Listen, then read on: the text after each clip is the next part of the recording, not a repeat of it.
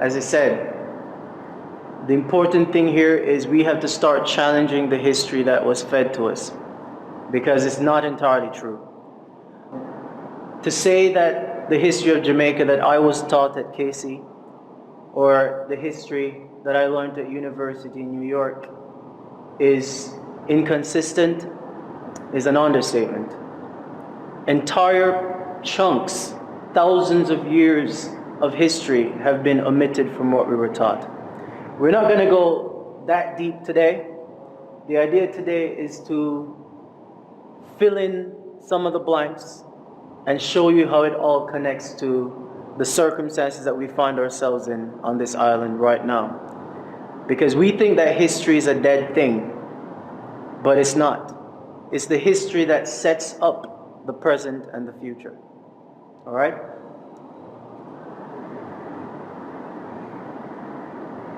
This first slide, I'm being kind of tongue-in-cheek about it, just to make you wonder what makes you Jamaican and what makes this island Jamaica. You ever wondered about that? Who told you you were Jamaican? We know it wasn't God, and if God never tell you, then it can't be true. It must be that some men made it up. Anyway, history is a weapon, and much of the history that we were fed in school is a fiction. But it was told to us in order to make us accept that England has a legitimate claim to own the island, fair and square, and that we are merely immigrants here, so we can't really challenge their ownership, can we? And second, that history is intended to make us believe that the government we have is legitimate, and that we are responsible for the debts that our government incurs. We're going to see how that's not entirely so. Now, in order to do that, we're going to have to take down some of these lies, which means that we're going to have to correct 500 years of history, from 1494 to 2014, and 520 years. 7 points we're going to cover. The first point, Christopher Columbus was not an explorer. There were no such people as Arawak Indians, certainly not here. There was no transatlantic slave trade. I know that one sounds kind of shocking. There was no slave trade. There's no such island as Jamaica. We were never given independence in 1962. We are not Jamaicans. Of course, if there's no island such as Jamaica, then there can't be people called Jamaicans, all right?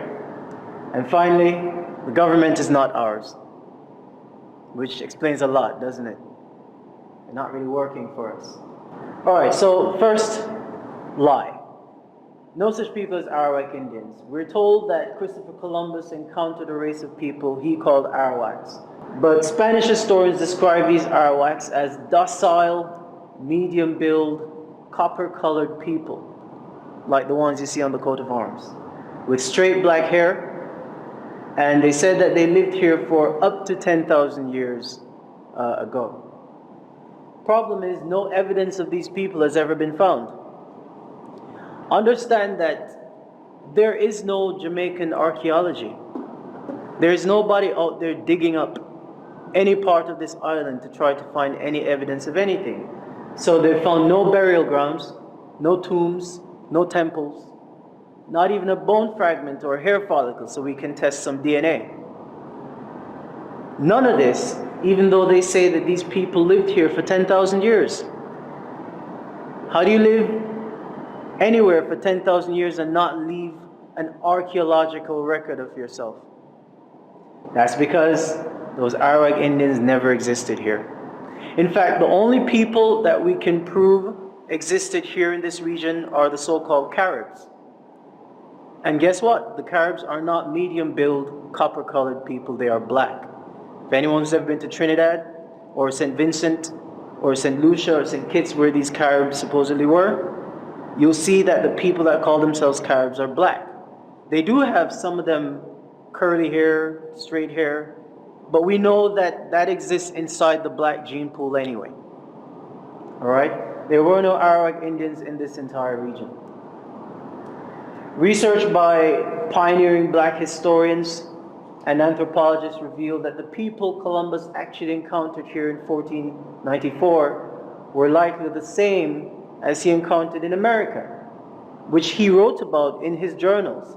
They were black-skinned, nappy-haired Nubians. Okay?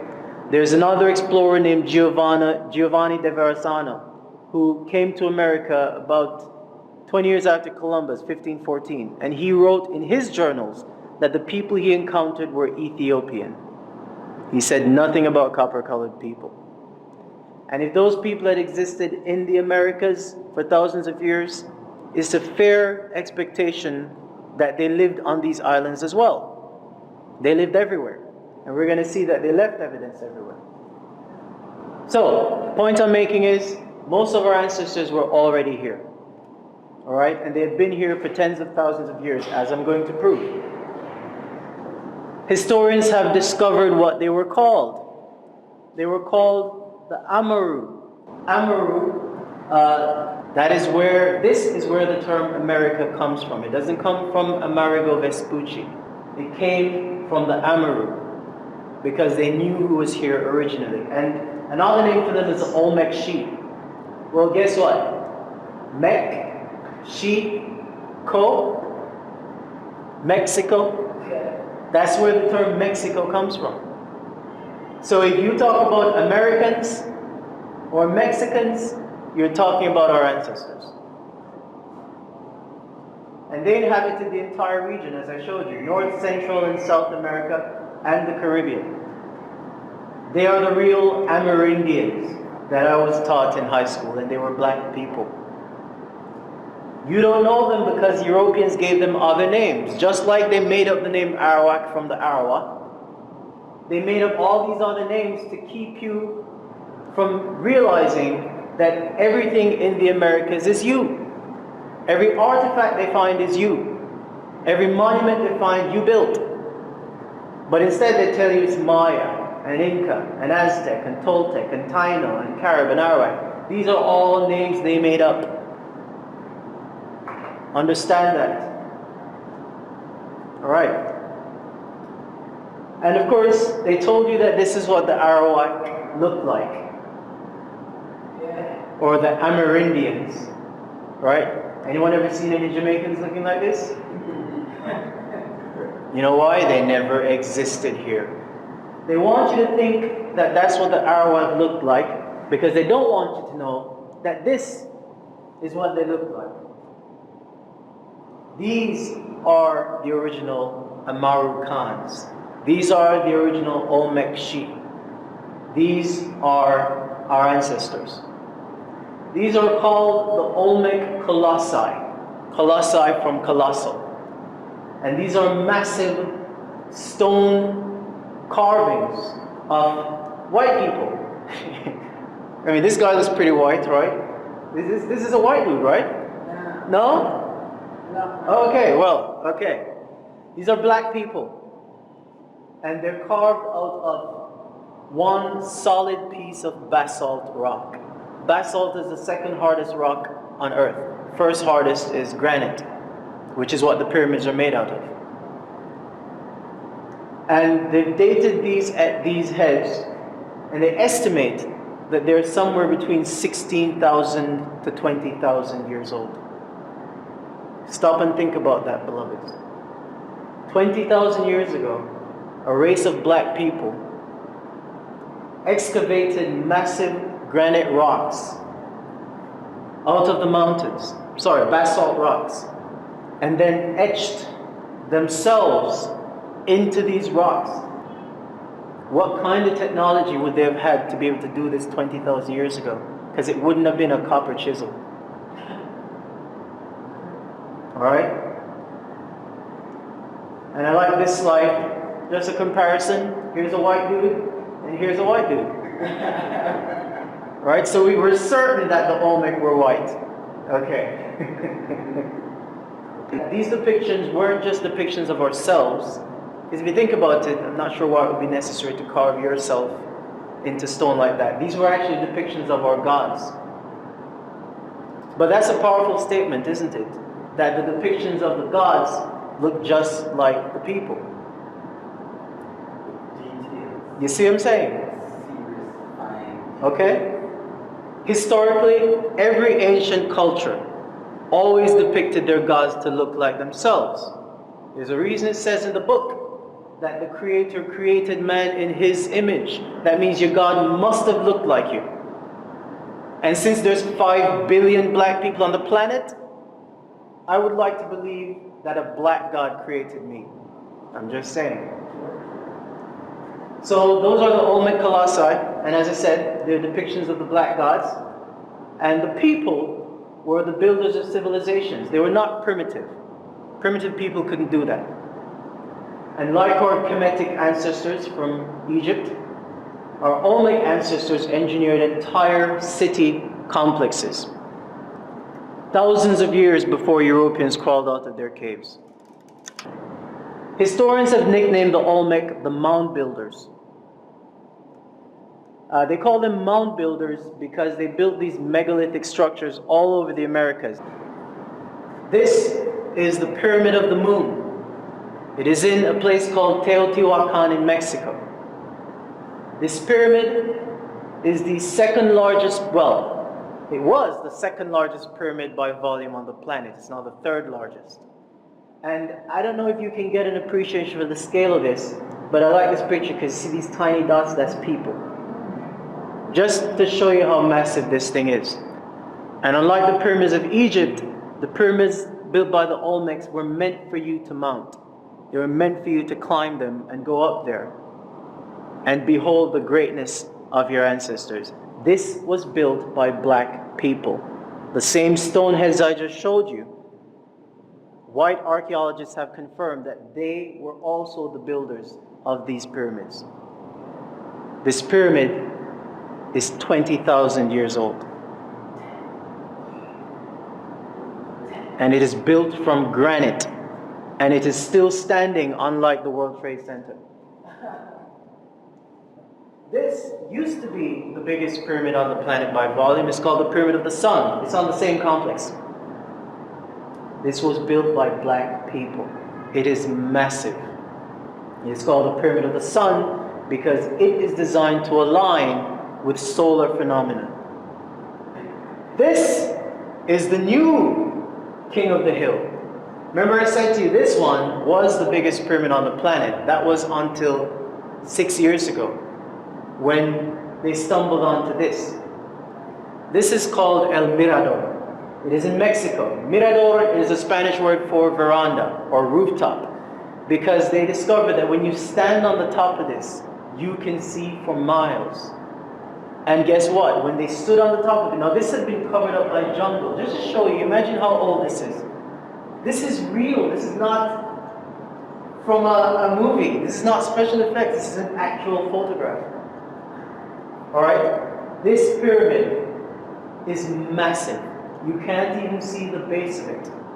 It is so old that trees were growing up from inside it. This is in Guatemala, Central America. And this whole area was covered up by jungle for thousands of years. They don't even know exactly how old this is. But so far they've dated it, they've estimated it's 26,000 years. There are potentially thousands of massive pyramids in that one city complex alone. Built 26,000 years ago at least, built by the Olmec sheep, black people. So that's the first lie about Arawaks. The second lie, Cristobal Colon was a mercenary. This is the man that you know as Christopher Columbus. Anybody ever wondered why suddenly in 1492 all these Europeans decided that they were going to jump on boats and start exploring everywhere? Well, there's a reason. There's always smoke, fire behind the smoke. In 1491, 1 year before his first voyage, there was a war between the Moors and the white Europeans. Actually, that war had been going on for a very long time. The Moors had ruled Western Europe for 700 years. But in 1491, when Queen Isabella and King Ferdinand defeated them at Granada in Spain, Pope Innocente, I love how the popes always have nice names. Pope Innocent. Pope Innocent the Eighth legalized the enslavement of black people all over the world and the theft of their lands and their wealth by white Europeans. This happened in 1491, and then in 1492, the voyages all started, right? You had Portugal, Spain, the Dutch, France, and Britain. Everybody just started exploring the so-called New World. How can it be the New World, by the way, if it's older than your world? I mean, I just showed you a 26,000-year-old pyramid in the New World. Anyway, Columbus's first voyage was a military reconnaissance mission. Everybody understand what that is? When you want to wage a war with an enemy that you're not familiar with, you send somebody to scope them out. See how fortified their nations are, see what kind of weaponry they have. And we know this for a fact because he only took 3 ships. Everybody knows the name of those 3 ships, right? Nina, Pinta, Santa Maria. And he only took about 80 crewmen. But when he came back in 1496, 17 warships and 1,300 soldiers. And those ships were carrying cannons, those ships were carrying armory, but he was just an explorer. Columbus and his crew sailed from island to island, wiping out the natives who fought back and enslaving the survivors. This mass murder was justified as converting savages to Christianity in order to bring them under the dominion of Rome. It's called forced denationalization. Denationalization is when somebody takes away your indigenous rights. And dispossession is when someone takes away your birthright property. That was what this whole voyage was about. Because that was the only way they could claim the land. They had to wipe out and disinherit the rightful owners. That is why they made up the story of Arawak. They don't want to admit that they came here, saw black people, and tried to eradicate all of them and then enslave the rest of them. And that their ownership of our island was illegal from day one. This was all done, as I said, with the blessing of the Pope and the Roman Empire, which owned the Kingdom of Spain, Kingdom of Britain, the Kingdom of France. And everything the Romans did, they carried around a red cross. We know the red cross. We're familiar with it, right? The first time we saw those red crosses was on these guys. These are the Knights Templar. Yeah.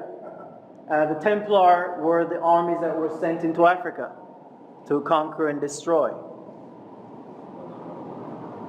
We also know the red cross from these 3 ships come sailing in from Cristobal Colon. This is the Santa Maria, the Nina, and the Pinta. See? Same red cross. Pay attention to that red cross. All crosses lead to Rome. There's a reason that our ancestors made up that word crosses. You know? What does crosses mean in our language? You see?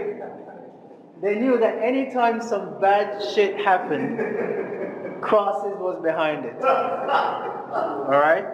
But here's another place that you'll find that red cross that you probably never thought about. Look at this. What's that? What's this? This is a red cross. Right here. That's the cross of the Templars. This is a seal of ownership. And you know how we know it's the cross of the Templars? Because what's this? That's knight's armor. On our coat of arms. Alright? And then of course we have the fake Arawaks, the medium brown, docile, long-haired people. And out of many one people. Do you guys know that the last census, which was done in 2011, confirmed that this island's population is 98% Unions? Out of which many? Which many people? There's only one people on this island. But here you are, the red cross. Crosses, that's who owns the island. And of course, all crosses lead to Rome and this pedophile. This is the last Pope, Pope Benedict. I call him Pope Maledict because this is, I'm going to keep the language clean because we're recording it. And again, by the way, let me just say, I mean, I know that the Christians in the room know that your religion and this man are not the same thing, okay? All right. All crosses lead to Rome. All right, point number 3. Was it a slave trade or was it a transatlantic war? The story of a massive 300-year slave trading operation that brought 12 million Africans to the Americas, that's North, Central, and South, is a cover story for the European crusade against our black ancestral civilizations. As I just said, the Pope authorized it in 1491, and suddenly they were out there discovering places full of people. Places that weren't lost were being found. The slave trade was part of a centuries-long race war. Now this is powerful stuff. This is powerful stuff. And we're gonna, let me not get ahead of myself. In this war, Arabs, pale Arabs, who had been in conflict with the black Islamic empires of Africa since 1189, allied themselves with the white Europeans and black Christian converts in 1491 to wage a war that would destroy every black civilization on the planet.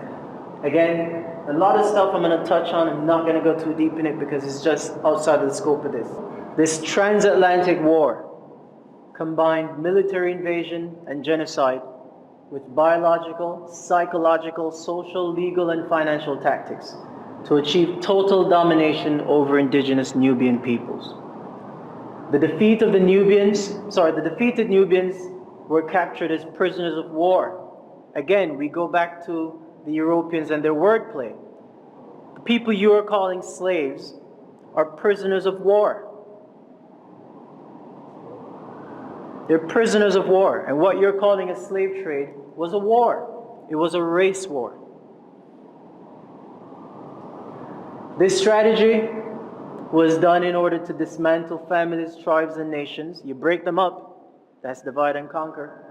To destroy languages, cultures, and lineages. And to dictate a new name, a new identity, and a new story for our people. In other words, to replace our greatness with weakness. To tell us that we didn't accomplish or build anything. We started out as slaves. So how were we made slaves? It was a process, it was a strategy. First, armed mercenaries invade your island and overpower your warriors. Check. Then they established seaports like Port Antonio and Port Royal and Old Harbor and Kingston and Port Morant and Runaway Bay. These are ports from which to coordinate their massacre of the native populations. Step 3, you then enslave the surviving population. Obviously, if you show up here and let's say he wiped out 1 million Nubians on Jamaica in 1494. What do you think the other million are going to do? I mean, that's what you call literally putting the fear of God into people. So we walked into slavery, some of us. Some of us fought back, and we know who those people were. Step 4, you then prevent them from teaching one another. We take so many things for granted, but understand that 150 years ago, it was illegal for black people on Jamaica to learn to read and write. It was against the law to teach a Negro to read or write. Do not take it for granted, beloveds. Use your intelligence. And step 5, you impose a foreign religion that teaches the natives that they are savages and their invaders are servants of God. Now, I just want to say ahead of time, I am not attacking anybody's religion. Because frankly, from my perspective, the blackness comes first. I really don't care what you call yourself. I call myself Buddhist. I don't care what you call yourself. You can pick any religion. But the blackness comes first. Alright? So when I talk about Christianity, I'm talking about Christianity in the context of history. I'm not attacking your religion. I'm not attacking Christians. But religion is a weapon of conquest. Religion is a weapon of conquest. As I said, it is not possible for 10% to enslave the 90% without messing with them psychologically. It's just not possible. Alright? So this is where Christianity came in. Christian doctrine was used. Notice I said it was used. I didn't say that it taught this. But it was used to teach them that God, Jesus, looked like their slave masters. We all know the picture of white Jesus. Right? This was necessary in order to convince us that our enslavement was the will of God. It had to be. Because they came with the power of God. They had weapons that we hadn't seen before. They wiped out millions of us. They put the fear of God inside us, and then they put up an image of God.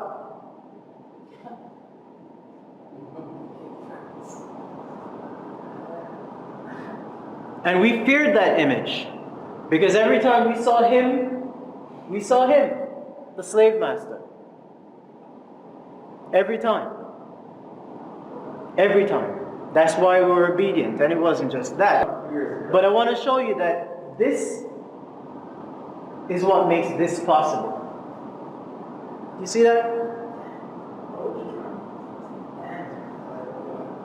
This is from an island in the Pacific called Tuvalu. It's one of the last colonies that Britain conquered in 1968. Ain't that some shit? Right after we got independence, they were still going out there conquering more black people. They gave these people independence in November 1978, the year and month I was born. But of course, you know their independence doesn't mean anything because this was taken in 2012. Do these guys look independent to you? Do they look like they want to be carrying around this white dude as their king?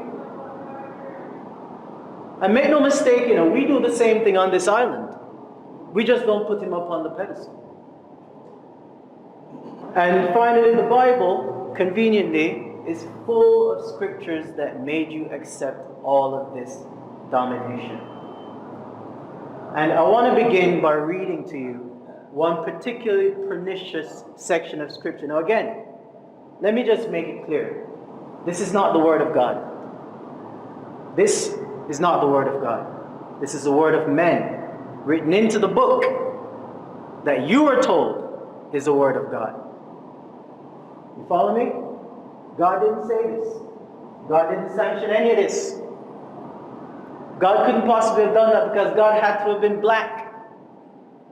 But I want you to read this because you need to understand the psychology. 1 Peter chapter 2, verse 18 to 20.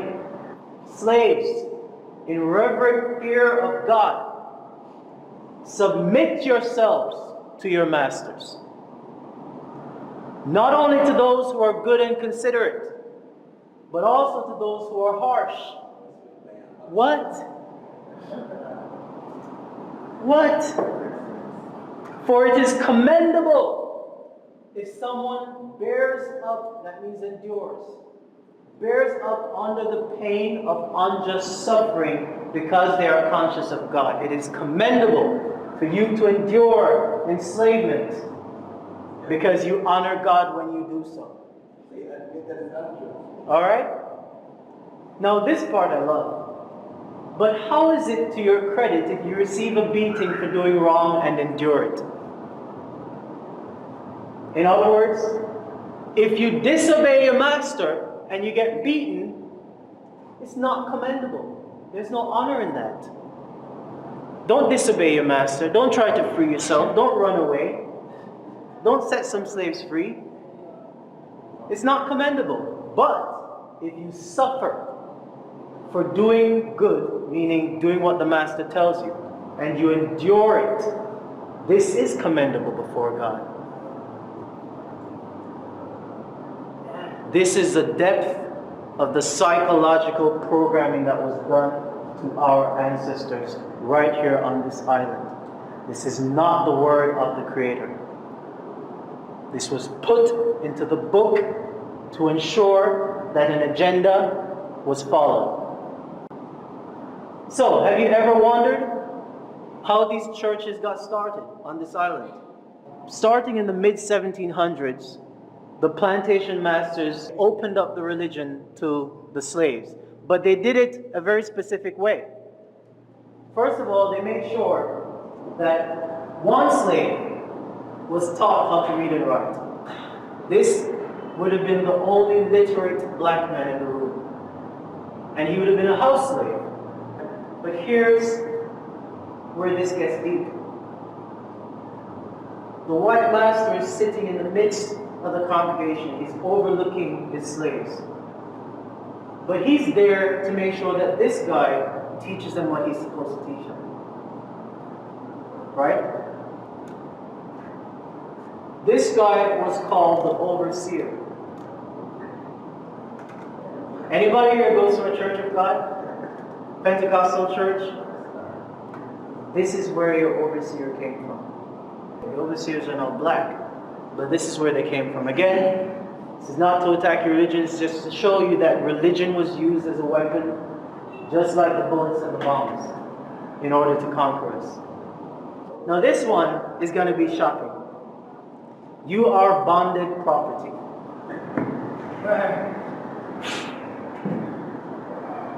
A slave is bonded or bounded, same word, same root. Bonded, bounded, binded, same root, same word.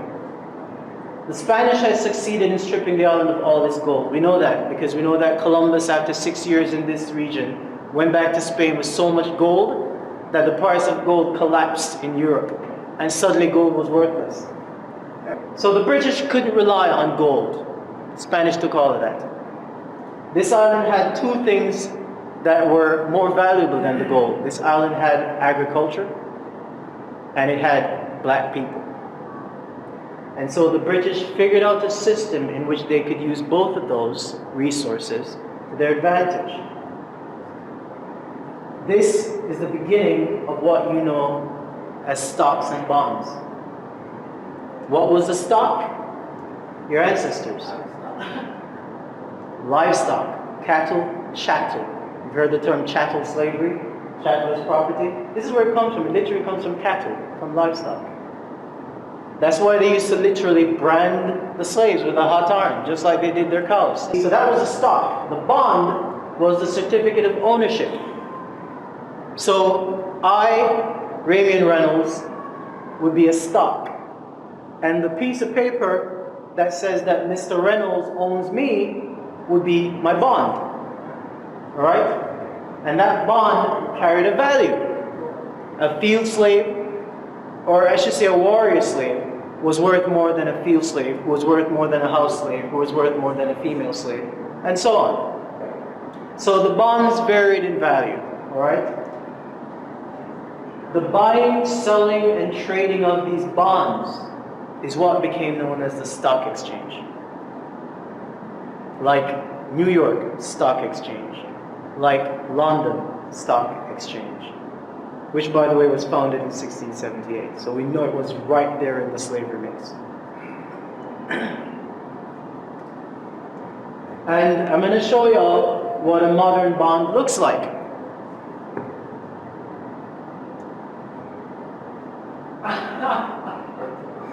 Who knows what this is? This pretty decoration around the side, that's what makes it legal bonded paper. It's a certificate. It says right up here. It's a certificate. It's a bond. It's a bond. This is a bond. Remember I said, I'm the stock. This is my bond. And my bond carries a value. Depending on the stock. Depending on the quality of my stock. This is what is the basis of the stock exchange. This is what built the economy of England. Now let's zoom in on this because I want to show you some details on this. I can't just drop this bomb and move on. This is a bond number. It's called a sequence number. It's a financial number. It starts with A for asset. This seal is a seal of the corporation. that registered you. We can spend a whole lecture on this. Here we have the certifying officer. This signature is important. It's what certifies it, and then it's sealed. And we all know the Red Cross, the Cross of Rome. It's right there on your bond certificate. Rome owns you. This is not a play thing. It's not theoretical. This is how the global financial system was actually built. And it's how it still functions. It is how white Europeans continue to extract wealth from black people. Point number 6, moving through these, the so-called independence at last. Okay, in 1692, when colonial government was pretty much set up, right? Remember, they took it over in 1655, they named it Jamaica in 1661, by 1692 they had this lockdown.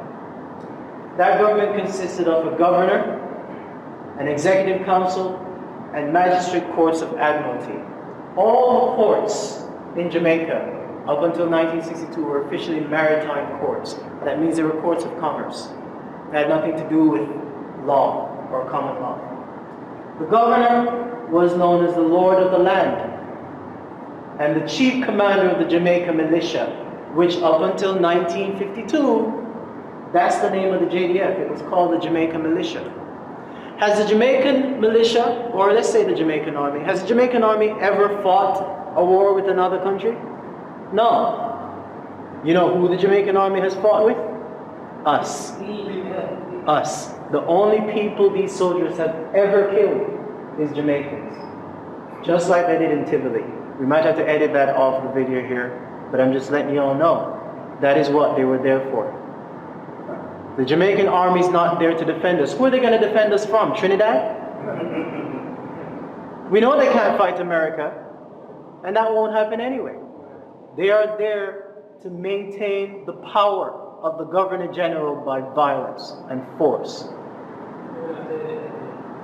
By 1962, as the black population became a supermajority, and I love that word because what it means is that we went from outnumbering them to outnumbering them so massively that they knew that they couldn't possibly continue with the system that they had. They had to make some changes. In order to appease the black citizens, the British Crown decided to hand over some responsibility to a desegregated local parliament. Remember, before 1962, the parliament was pretty much white. White people ran this island outright. They always have. In 1962, they allowed some niggas to enter into Gordon House. Or I should say some more. I mean, Hugh Sherrill was there, but he was like a token Negro. Not to offend anyone, all right? But this is all the independence did.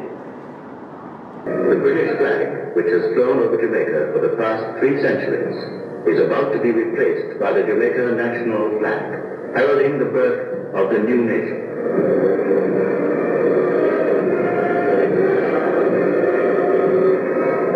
The lights go out.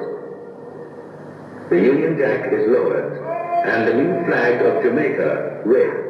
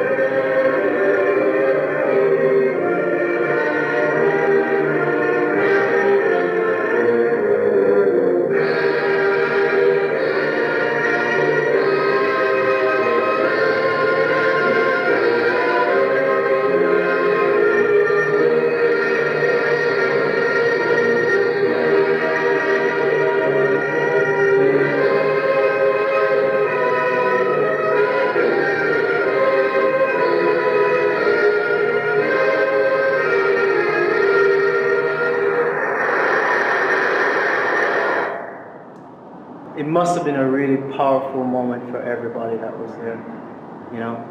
I know my grandparents were full of pride, but we didn't know what they were selling us. All they did was literally give us a flag and an anthem. I promise you that's all that changed. It was a lie.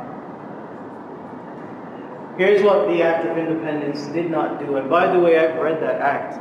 I read a bunch of acts. You have to when you're dealing with this subject matter. You got to read a whole lot of colonial laws. We know what it did.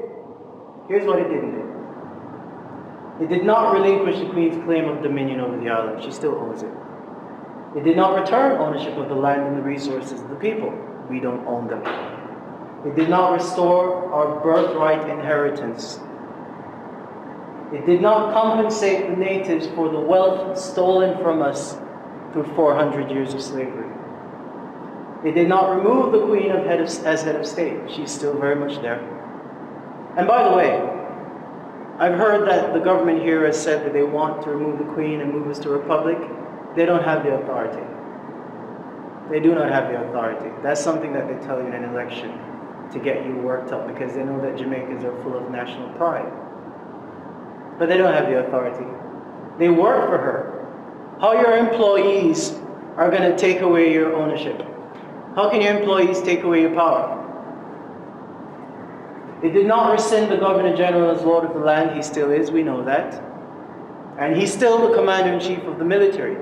That's why, again, we might have to edit this, but that's why when Bruce Golding wanted them to go into Tivoli and kill some Jamaicans, he had to get the Governor General to declare a state of emergency and send in the army. Prime Minister doesn't control the army. The army is still the militia and is there for the Governor General to enforce the power of the Queen through violence. I'm not saying this to be controversial. I'm saying this as a matter of fact, and more important, I'm saying this as a matter of law. It did not revoke the birth certificate bonds on the citizenry.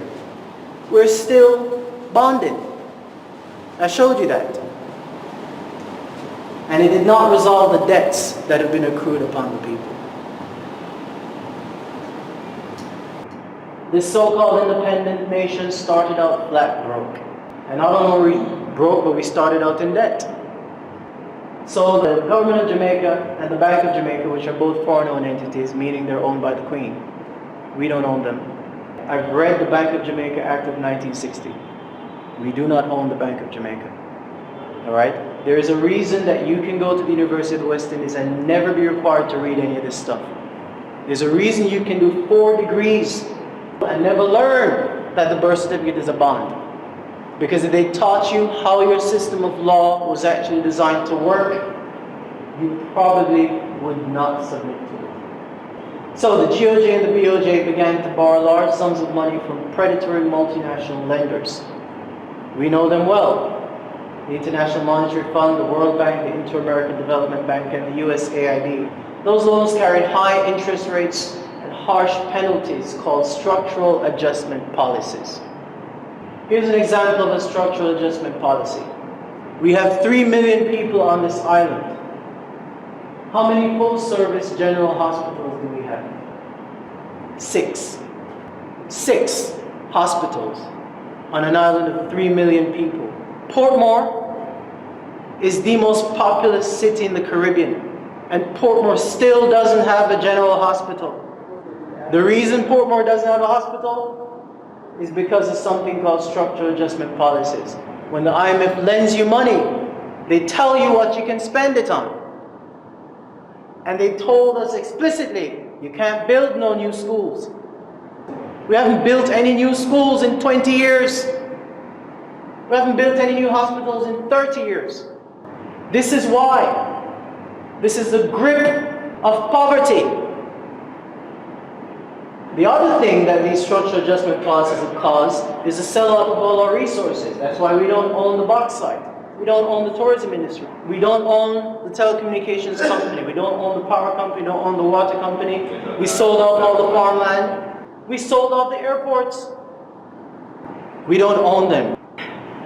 So 52 years later, as we were waving flags this August, those SAPs are essentially running the economy. They dictate everything from the value of the dollar to the rate of income tax to whether a school stays open or your road gets fixed. Today, half of every dollar of tax you pay goes towards servicing the debt. And the other half, by the way, goes to royalties and the bondholders. Your taxes do not finance your country at all. At least your income tax doesn't. Not a dollar of it. The end result, of course, is a bankrupt economy. There is a group, a think tank in Washington, D.C. called the Center for Responsible Economic Policy. They published a report last year. In that report, they declared that Jamaica is the single most indebted nation on the planet. That means out of all the 198 countries on earth, we're the only ones who owe so much money relative to the size of our economy. Our debt exceeds our GDP. We cannot possibly repay it. We're not meant to. And basically, we now have an entire population working to service that debt. We are now debt slaves. We have gone from being bound slaves to being bonded slaves to being debt slaves. That's why the subtitle on the flyer you got said, how we were made slaves and why we're still not free.